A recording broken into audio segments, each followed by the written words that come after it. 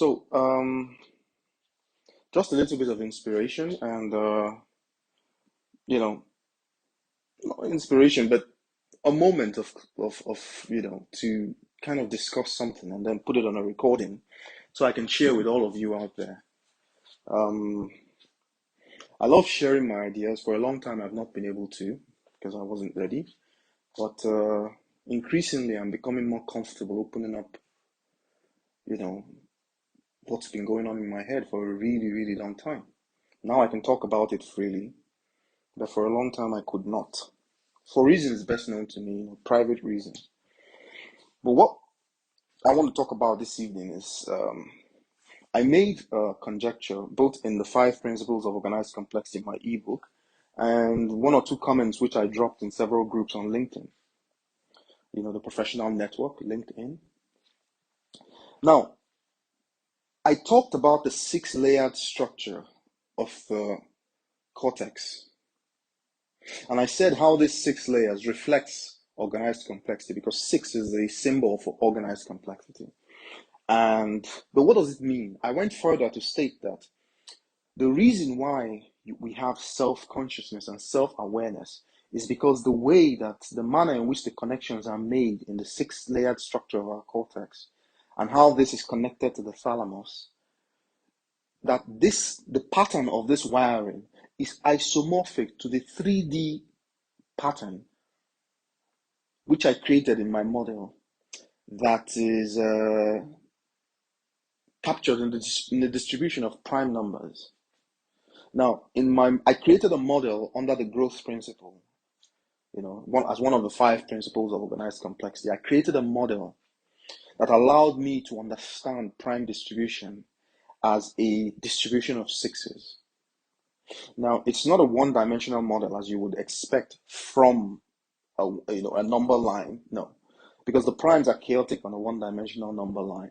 But on a 3-dimensional space, they open up to reveal a pattern that is composed of 6s. And that's why you can only find primes at 6n plus or minus 1 on the number line. You can't find primes anywhere else. So some of those locations are not prime by virtue of a preceding prime, by virtue of being a factor of a preceding prime.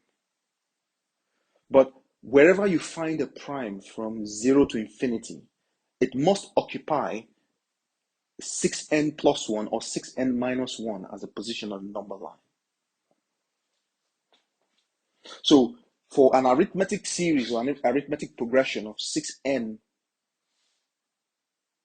plus 2 or 6n minus 2, you will never find a prime there. Or any other arrangement. There's only one. Now, what I'm saying is that in this 3-dimensional architecture, which I constructed on which the primes live, the wiring of the prime determination algorithm, that architecture is isomorphic to the wiring of the neuronal wiring, the patterning of that 6-layered cortical structure in our brain. And that is what allows us to be human. It's what allows us to be self-conscious. Now, the more our self-conscious, what we measure as self-consciousness is just the degree of isomorphism between this neuronal patterning in our brain and the distribution of prime numbers. Since the distribution of prime numbers is infinitely generative, our brain is constantly, that patterning in our head is constantly trying to mimic this function to be able to approximate it even more and more. And that basically determines how self-aware that we become. Now, I want you to think about this very carefully. More importantly, I want you to take in the implications of this, because the implications are staggering. What it's basically saying is that the way your brain is structured reflects the most fundamental system in mathematics, the base of mathematical thinking. It's the distribution of prime numbers, because that is it is what underlies the natural numbers, and it's from there you can build all the other number systems. So why would the patterning affect what's your brain? What has your brain? What does neuronal pattern in your brain have to do with these structures Well, they're complex systems. And in the principles of organized complexity, the 5 principles of organized complexity, it is underpinned by the fact that 6 is the symbol of organized complexity. Because it is upon this scaffolding, upon this template, that nature is able to organize complexly. So every natural complex system that you can identify as a fundamental system in nature has this signature as its K pattern, which is like saying its essential pattern, like DNA of some kind. It's a universality class. That's really what it is, you see? So that signature must be somewhere. As long as the system is fundamental and it's a natural system, then it must be somewhere hidden. And usually the way to identify where the system is, you see nature build a system that you can define as 6 units. So in the human brain, it's a 6-layered structure for our cortex. And why does nature need to use a 6-layered structure? It could have used 5, or it could use 4. It could have used. It's the same thing as asking, why do you have to have 5 toes, 2 arms, 2 feet? Why didn't nature just build it with 1? I'm sure you can conceive of ways in which 1 could have done the job, or 3 could have done the job. Why 2? It's the same thing asking, why do you have 6 layers, 6 corticals, neocortical, 6 cortical layers in your head? Why? All mammals do that. I mean, when you go to the reptiles, they have 3. So it is clear that these 6 layers represent an advancement in the orchestration of, or the organization of consciousness, because mammals are more intelligent than reptiles in the degree of their ability to express themselves, because that's really what consciousness really does.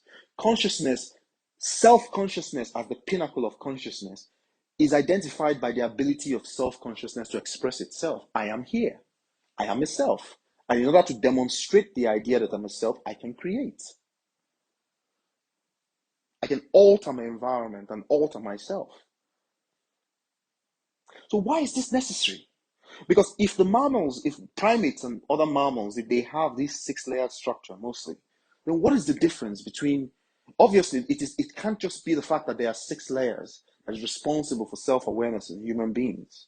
There's something else.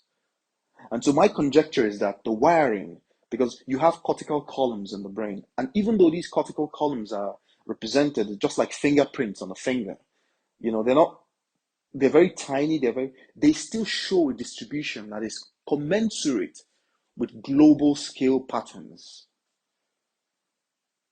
So if you zoom up into these structures, you can clearly see that these patterns, and the way they're structured, they're implemented, honestly, you need to have a look at it. It's almost like, because when I saw it for the first time, I recognized what it is. Because I had developed the system earlier, the system for prime distribution that captures the divisor function entirely. I had developed it earlier and had studied it in detail. So when I saw it in a blown up map or picture of these cortical structures, I was amazed. It's brilliant. It's amazing because it just proved, I made the conjecture without seeing these things. I made the conjecture from first principles. Okay, and I theorized that if this is true, then you should also see this in this. I published this back in 2011, that you should also find these structures in these type of complex systems. So you can clearly see, with a little bit of creative whatever, you can clearly see that the brain is literally a map of this number system. So it becomes clear that nature is trying to approximate this number system in the brain. But why? That's a really good question. Why? Well, it's simple. Because the 5 principles of organized complexity is far deeper than that. The conjectures that it is throwing out are far deeper. They go right to the heart of everything. Because they're telling you that not only do you have this 6 as a symbol of organized complexity, and organized complexity means that there is intelligence behind it. The intelligence that is encoded within the organization, the way it is distributed, the way it is organized. That's the patterning that holds the information. And now this information is, the distribution of prime numbers is infinite. The prime numbers go on forever. And each one is just exactly in the right place to hold the entire structure, the logic of arithmetic up. It's just counting numbers, it's just natural numbers. What's that doing in your head? That's because that's what you are. You are a scheme. And your sense of self is the continuous approximation of that scheme. They are asymptotes, meaning they are asymptotic to that distribution. So the brain is a system, a biological system that uses organic molecules to try to approximate this distribution concurrently, ongoingly, and that is what we maintain as self-awareness. And the closer the fit of this approximation, the more self-aware the personality really is. Because remember, there are variations. The brain, these things are not exact. You see, there are little variations built into the copying, to the projections in the brain. But what emerges at the end of the day is a unique structure that we call a self, and that mimics a self, because that's really what it is. Because the self is beyond that. The self is a scheme. Alain Coney, the French mathematician, is the one who captured it the most. It is a scheme. A human being is a scheme. Because it's a scheme. It's an organizational scheme. What else can it be? Because it is none of the things it is composed of. Those things only instantiate the scheme. You see? And that brings us into the realm of concept spaces, knowledge spaces, because those are the things that are real. What material things do is try to approximate the behavior of these concept spaces. And because they're asymptotic, meaning they're always trying to approximate the behavior to an even closer and closer degree, things decay, they run out of steam, the approximation begins to fail. And then the object begins to degrade. But the original light is, because the distribution itself is perfect. Everything, the logic is unquestionable, always. So it is the ability to meet this up. That's where the breakdown begins to occur. And I explained this in the growth principle, in the 5 principles of organized complexity. So the implications are staggering, because what I'm basically saying is that your entire personality, your sense of self, comes down to wiring, patterning in your head. Who is dictating the wiring? Who's dictating the patterning? Because you can't be anything outside of that. You can't be aware of any. Your sense of self is limited by that patterning in your head.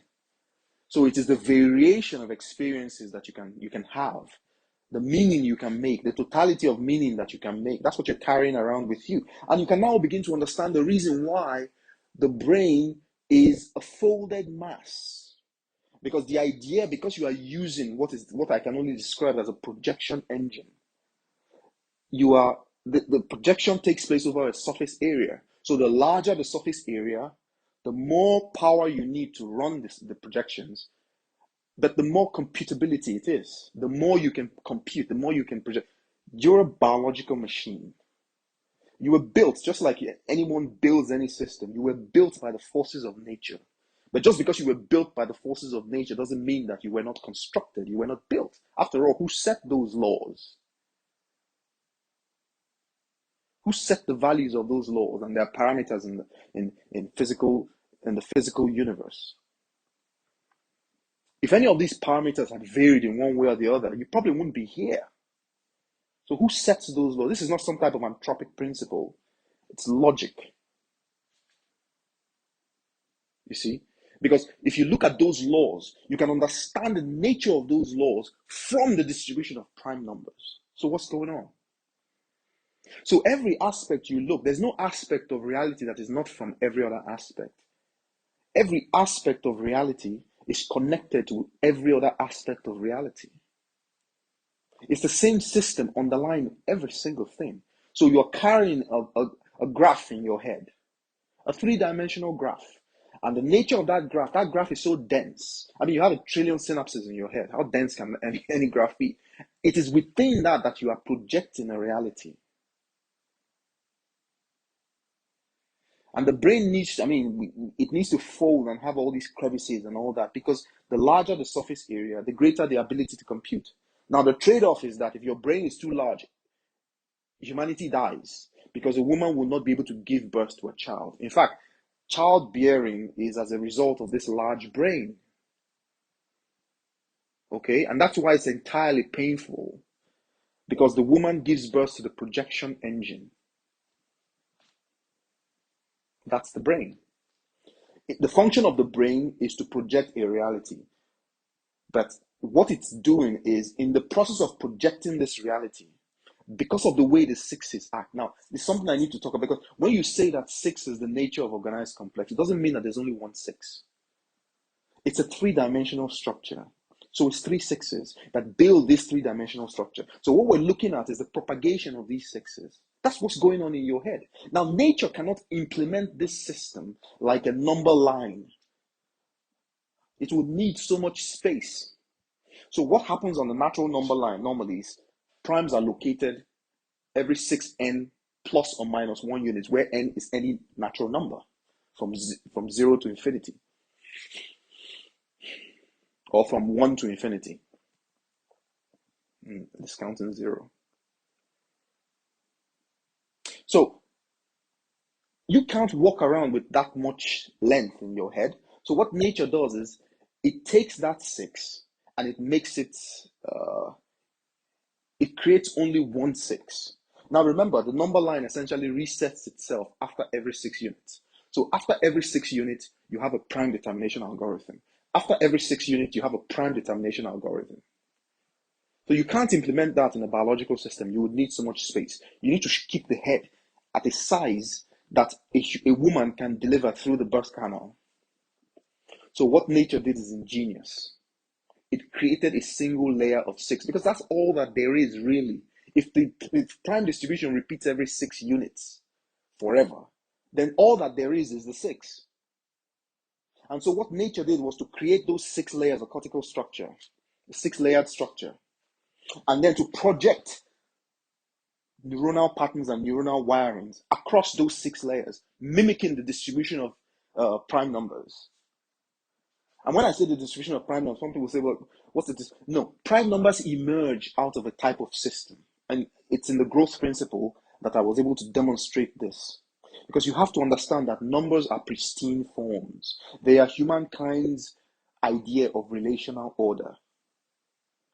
So they exist in a pristine, truthful, essentially truthful form. They do not, their numbers can be instantiated as physical reality, but their existence is beyond physical reality. That's why my work is all based around the idea of knowledge spaces and concept spaces, learning spaces. And that's why from my work, you get very precise ideas on how to build natural intelligence, not artificial intelligence, natural intelligence as exhibited by a machine. Because when you build it, then you understand that you too were built. It's really very simple. So the process of this building is that people expect, God is not a human being that builds things with a screwdriver and a machine or whatever. But the intent of God appears as the physical laws of the universe. That's what gives the values they have. So he expresses himself, because he's one thing, he expresses himself all through the physical universe. And then you see this one thing manifesting everywhere, that everything has meaning. Where all the work is being done, you have the 6 there. You see? So it is the arm of God, it is the hand of God, just working, creating these things and linking them together, because they're all linked together naturally. They all come from the same thing. They're all behaving the same way fundamentally. You see? And this is very contrary to intuition. People might think, okay, yes, everything is oneness, but how exactly? What is the functionality of that oneness? That's a very important question. We can just say it is oneness and just assume a mystical spiritual connection, or we can actually go deeper to define this oneness from a physical law point of view.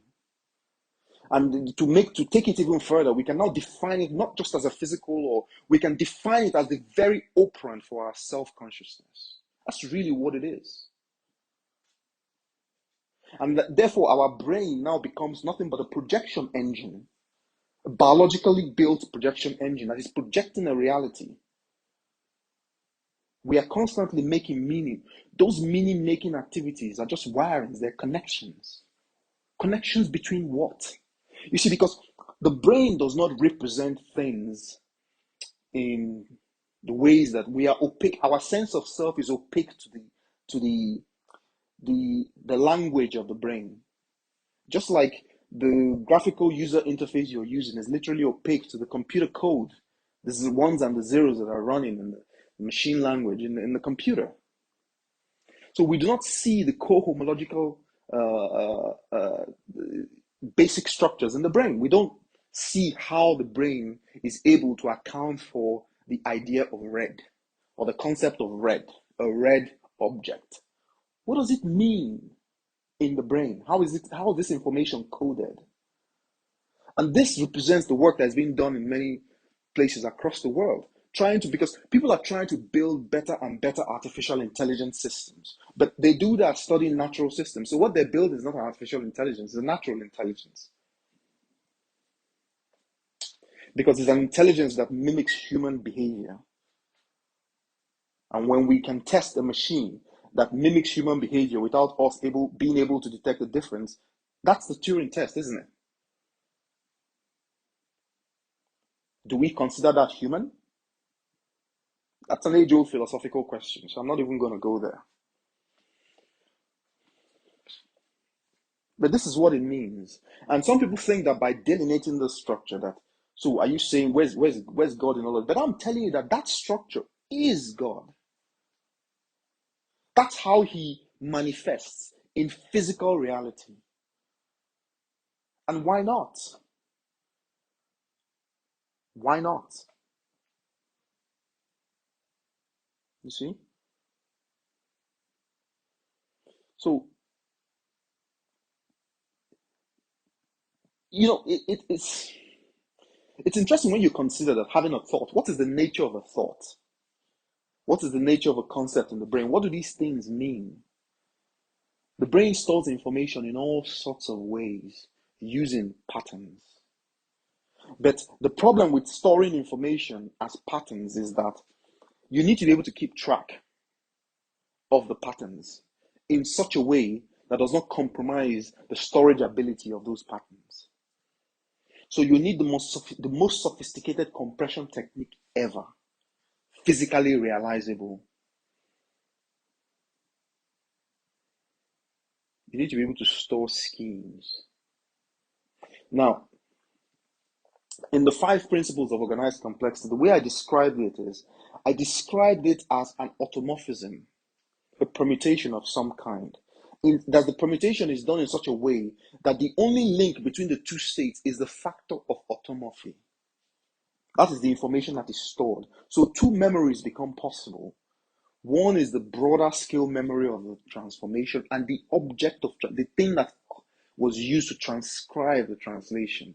So in the natural biological system, you have 2 sorts of memories possible. What you can call a short-term memory and what you call a long-term memory.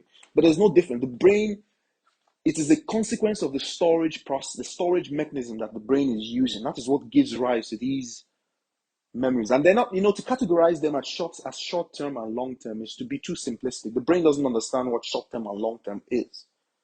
It just categorizes them according to the nature of the scheme. Okay? Now, there's some memories that are easily accessible, easily recallable, and there's some memory patterns that are more longer term. They reverberate within the structure, but they are more diffuse. They get more diffuse as you grow, and there's a reason for that. Now, in order to be able to store this data in this way, the brain uses the number 6, and for a reason. Because no matter where the primes are in the whole of infinite reality, you will always be able to find them by knowing that they must either be at a 6n plus 1 position or a 6n minus 1 position. So the brain uses the number 6 as a GPS system. Now, this is the system that is implemented by biological reality. Obviously, it is not perfect because the biological reality behaves as an asymptote. It is always trying to approximate something that is very conceptual. Now, but what I'm trying to say is that by the time this system is fully understood, we can correct it. We can give biological reality a hand because we know what it's trying to do. We become co-creators, not in the way that we're doing now, because now we're trying to do things without really understanding what it is that we're trying to do because we have other motives. But there's only one motive in creation. It is the motive that is playing around us. That's the essence of this talk that I'm giving. There's only ever one motive from God. What is he trying to do? If you look through by identifying the same system as the operand, or basically in every natural complex system, then what you're really saying is that you understand what God is trying to do. That's what creation is trying to do. And your self-awareness now becomes aligned with the self-awareness that gave birth to you. Do you know what you experience when that happens? It's a double whammy. It's a boost. Your eyes open. That's really what it is. Now, personality, human personality is if you've ever been, if you've been someone who's, you're very socially competent, you're used to talking and dealing with a lot of people and talk, sometimes just take a pause, take a break, slow everything down, slow it all down in your head. And look around you. Take a really good look around you. Experience what we call a grounding, where all of a sudden you are disconnected from everything in such a way that you can actually see everything. It's like these are features that exist in movies, basically, special effects and all that. You can essentially, time just slows down and you can actually have a look around you. What do you see? Chances are that you see men and women and children talking to themselves. You realize that in your everyday reality, what you call your reality is made up of men and women and children talking and relating to each other. That's really what it is. Just men, women, and children. You begin to, for me, it was, I couldn't understand that for me, it looked like there were more. It looked like I don't know, it looked like something was missing. It seemed as if my reality was populated by more things than men, women, and children. And so for a second or two, I was confused. It was almost as if my world had shrunk. What's going on? Where's everything else? And the question now became, what is everything else? And then the reality dawned on me, there is nothing else. And then I felt this, it's almost like the whole world suddenly became very mundane. It's just my personal whatever. Because when you think about it, what makes the world feel richer than it actually is the number of personalities within it. Each and every one of us, as numerous as we are, no two people have the exact same personality. Each one is so different in a way that uniquely identifies them as a self. How is this possible? There are billions of people basically running off the same projection scheme. What's going on here? Now, there is a mathematical work that I found a few years ago, wherein which it was confirmed that the distribution of prime numbers is isomorphic to every complex and chaotic system that can ever be. It can mimic any type of natural system, any type of system whatsoever.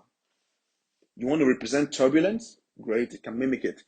If it couldn't mimic it, there will be no turbulence. Because it is that distribution and the structure, the three-dimensional structure that it orchestrates, that's what's responsible for turbulence.